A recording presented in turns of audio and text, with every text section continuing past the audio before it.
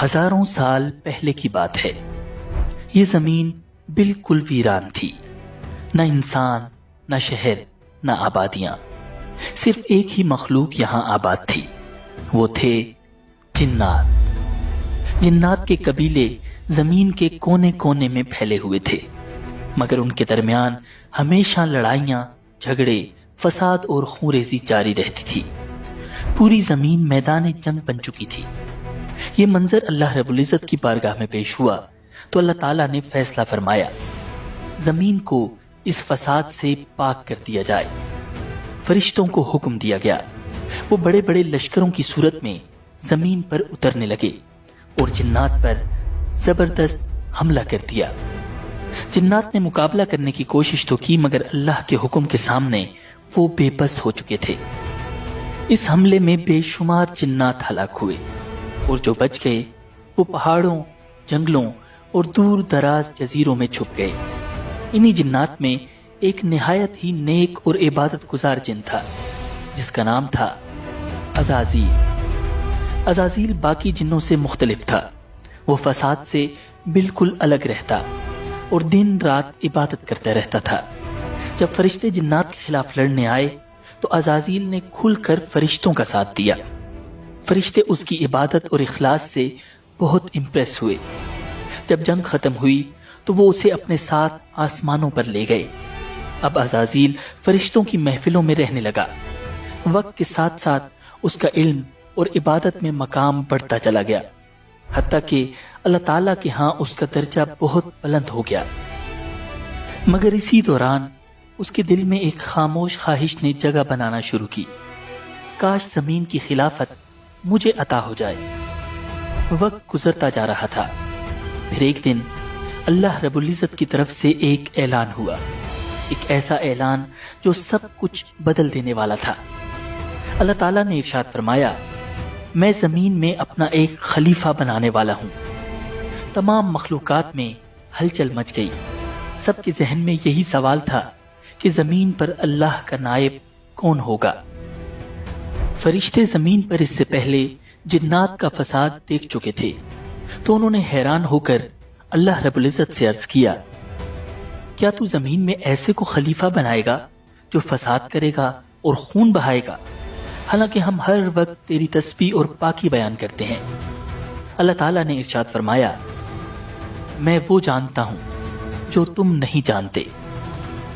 दूसरी तरफ अज़ाज़ील ये ऐलान सुनते ही बहुत खुश हुआ।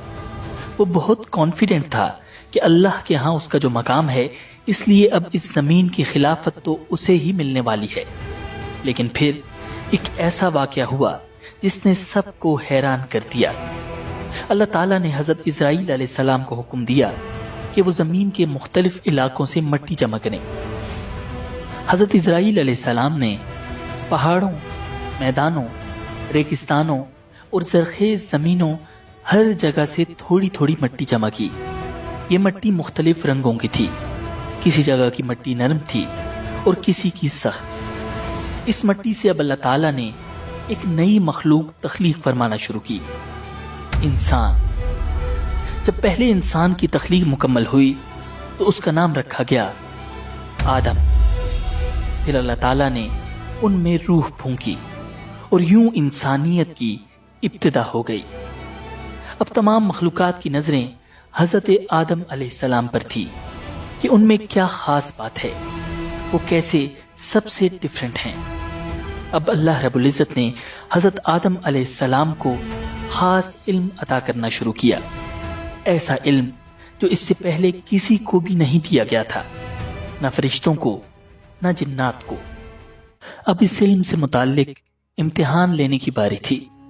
अल्लाह ताला की तरफ से फरिश्तों और हजरत आदम अलैहिस्सलाम का इम्तिहान लिया गया। फरिश्ते किसी सवाल का जवाब न दे सके, जबकि हजरत आदम अलैहिस्सलाम ने तमाम सवालों के ठीक ठीक जवाब दे दिए। अब फरिश्तों पर बिल्कुल वाज़ेह हो गया कि इंसान उनसे बहुत सुपीरियर है। उन्होंने अल्लाह रब्बुल इज्जत के हुजूर अर्ज किया, या अल्लाह, हम सिर्फ उतना ही जानते हैं जितना तूने हमें सिखाया। बेशक तू ही इल्म वाला, हिकमत वाला है। और फिर वो दिन आ गया جب زمین کی خلافت کا فیصلہ کیا جانا تھا۔ مجلس میں تمام فرشتے اور عزازیل بھی موجود تھا۔ عزازیل کے دل میں انسان کے خلاف حسد کی چنگاری بھڑک رہی تھی، مگر اسے اپنی عبادت پر بہت ناز تھا اور وہ سوچ رہا تھا کہ آدم تو بیچارہ مٹی سے بنا ہے اور میں آگ سے بنا ہوں، میں ہی یقیناً اللہ کے نزدیک افضل ہوں، خلافت تو مجھے ہی ملے گی۔ اور پھر اللہ تعالیٰ نے اپنا فیصلہ سنا دیا کہ زمین پر اس کا خلیفہ انسان ہوگا۔ عزازیل پر یہ خبر بجلی بن کر گری، وہ شوق میں چلا گیا، اس کی آنکھیں غم اور غصے کی وجہ سے سرخ ہو رہی تھیں۔ اب اللہ رب العزت نے تمام فرشتوں اور عزازیل کو حکم دیا، آدم کو سجدہ کرو۔ اللہ رب العزت کے اس حکم کے ساتھ ہی تمام فرشتے فوراً سجدے میں گر گئے، سوائے عزازیل کے۔ کسی کی مجال نہ تھی کہ اللہ کے حکم کا انکار کرے، مگر وہ بدبخت گردن اکڑائے غصے اور تکبر کے ساتھ کھڑا ہوا تھا۔ دربار خداوندی میں سناٹا چھایا ہوا تھا۔ اللہ تعالیٰ نے پوچھا، تجھے کس چیز نے روکا کہ تو سجدہ نہ کرے جب میں نے تجھے حکم دیا؟ ابلیس نے تکبر سے جواب دیا، میں اس سے بہتر ہوں، تو نے مجھے آگ سے پیدا کیا اور اسے مٹی سے۔ اللہ رب العزت نے نہایت جلال سے فرمایا، نکل جا یہاں سے، تجھے یہ حق نہیں کہ یہاں تکبر کرے، یقیناً تو ذلیلوں میں سے ہے۔ اب وہ عزازیل ابلیس بن چکا تھا، مردود اور شیطان، مگر بجائے شرمندہ ہونے یا توبہ کرنے کے، اس نے اللہ تعالیٰ سے ایک حیران کن درخواست کی، مجھے قیامت تک مہلت دے دے، جس دن انسانوں کو قبروں سے اٹھایا جائے گا۔ اللہ رب العزت نے فرمایا، جا، تجھے مہلت دی گئی۔ لیکن ابلیس نے وہیں ایک اور اعلان کیا، جو کہ ایک چیلنج تھا، ایک سازش تھی۔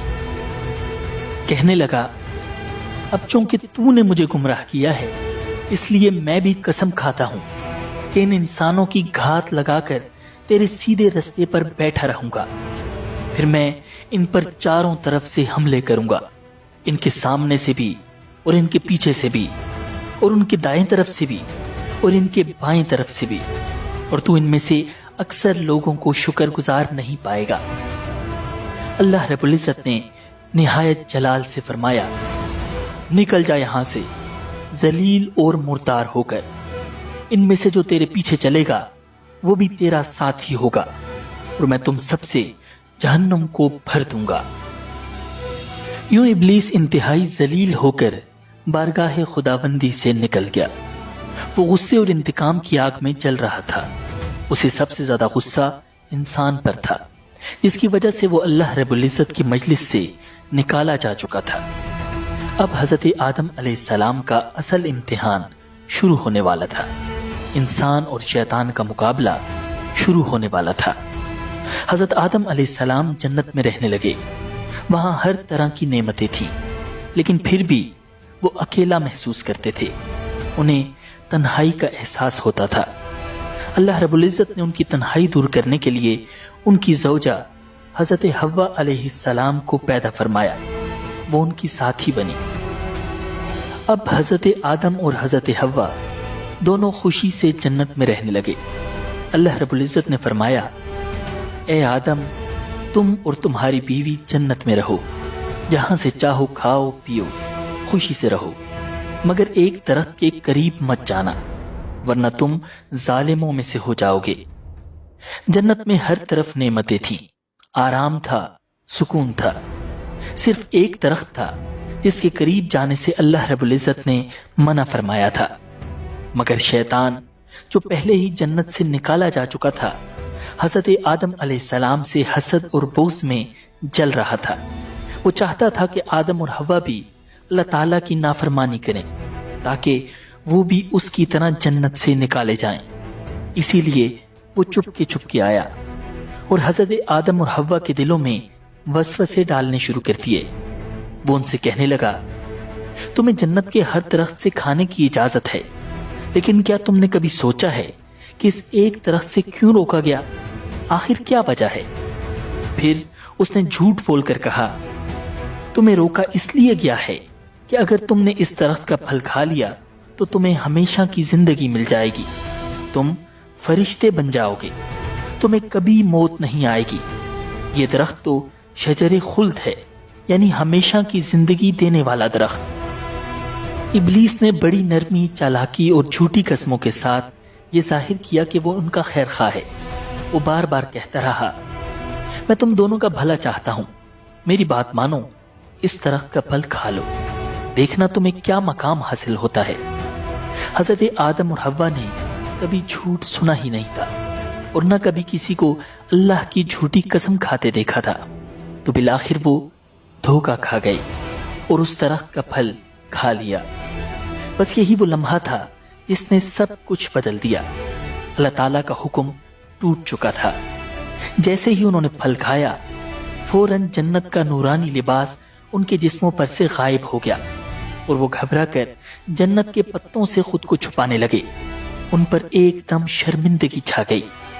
अल्लाह ताला ने हजरत आदम को पुकारा, क्या मैंने तुम्हें इस दरख्त से मना न किया था और ये न कहा था कि शैतान तुम दोनों का खुला दुश्मन है?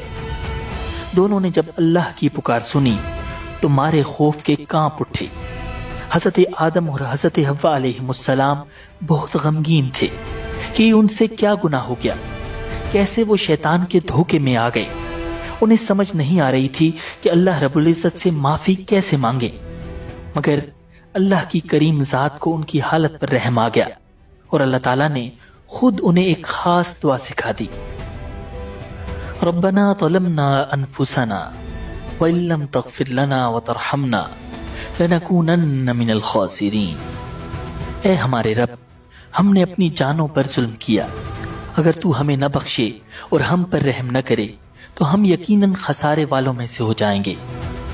हजरत आदम और अम्मा हव्वा ने ये दुआ मांगना शुरू की तो अल्लाह ताला ने उनकी तौबा कबूल कर ली और यूं तौबा का दरवाजा हमेशा के लिए खुल गया। फिर अल्लाह ताला ने फरमाया, अब तुम सब इंसान और शैतान जमीन पर उतर जाओ, तुम एक दूसरे के दुश्मन होगे, वहां तुम्हें एक वक्त मुकर्रर तक ठहरना है और वहां जिंदगी गुजारनी है। हजरत आदम और हजरत हव्वा को जन्नत से उतारकर इस जमीन पर भेज दिया गया। यही वो जगह थी जहां उनका और उनकी आने वाली नस्लों का इम्तिहान लिया जाना था, जहां इंसान और शैतान की एक मुसलसल जंग रहनी थी। इस जमीन पर तो सब मुख्तलिफ था। इधर आकर उन्हें पहली बार भूख का एहसास हुआ, पहली बार खेती बाड़ी की, रोटी पकाई और तब जाकर पेट भरा। हजरत इब्ने अब्बास रज़ियल्लाहु ताला अन्हु फरमाते हैं कि जमीन पर उतरने के बाद हजरत जिब्राइल अलैहिस्सलाम हजरत आदम अलैहिस्सलाम के पास आए। उनके साथ गंदम के 7 दाने भी थे। हजरत आदम ने पूछा, ए जिब्राइल, ये क्या चीज है? हजरत जिब्रील अलैहिस्सलाम ने जवाब दिया, ये उसी दरख्त का फल है जिसके बारे में आपको मना किया गया था, लेकिन आपने वो खा लिया था। हजरत आदम ने फरमाया, अब मैं इन दानों का क्या करूं? हजरत जिब्रील ने कहा, इन्हें जमीन में बो दीजिए। हजरत आदम ने उन दानों को जमीन में बो दिया। ये दाने बहुत वजनी और बड़े थे, दुनिया के आम दानों से कहीं ज्यादा। कुछ अरसे बाद वो दाने उगाए। हजरत आदम ने फसल काटी, दाने साफ किए, फिर उन्हें पीसा, आटा गूंदा और रोटी बनाई। यूं हजरत आदम अलैहिस्सलाम ने जमीन पर मेहनत करके खाना खाने का तरीका सीखा। इसी तरह हजरत आदम अलैहिस्सलाम का पहला लिबास भी हजरत जिब्राइल अलैहिस्सलाम की मदद से तैयार हुआ। वो भेड़ की ऊन से बना था।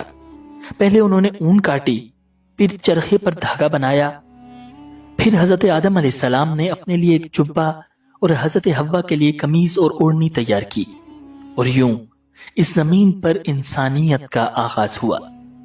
इंसान और शैतान की कहानी शुरू हुई, एक ऐसी जंग जो आज तक जारी है, जहां शैतान इंसान को धोखा देता है, उसे बहकाता है और अल्लाह के हुक्म से रोकता है, और इंसान अक्सर उसके धोखे में आ भी जाता है। लेकिन याद रखें, कामयाब वही है जो गुनाह के फौरन बाद अपने बाप हजरत आदम अलैहिस्सलाम की तरह निदामत के साथ अल्लाह से तौबा और इस्तिगफार करे, क्योंकि बेशक अल्लाह रब्बुल इज्जत की जात निहायत मेहरबान और बख्शने वाली है। अगर आपको ये वीडियो पसंद आई हो तो इसे लाइक कीजिए, अपने ख्यालात कमेंट्स में बताएं और इसे अपने दोस्तों के साथ जरूर शेयर कीजिए ताकि सब तक ये पैगाम पहुंच सके। ऐसे ही ईमान अफरोज वाक़यात के लिए हमारे चैनल इस्लामिक वर्ल्ड व्यू को सब्सक्राइब कीजिए और बेल आइकन को दबाएं ताकि नई वीडियोस की इत्तला आपको फौरन मिल सके। अब अगली वीडियो देखने के लिए यहाँ क्लिक कीजिए। हजरत इब्राहीम अलैहिस्सलाम और शैतान के पुजारी नमरूद के दरमियान होने वाला अजीम मुकाबला। मुझे दीजिए इजाजत। अल्लाह निगहबान।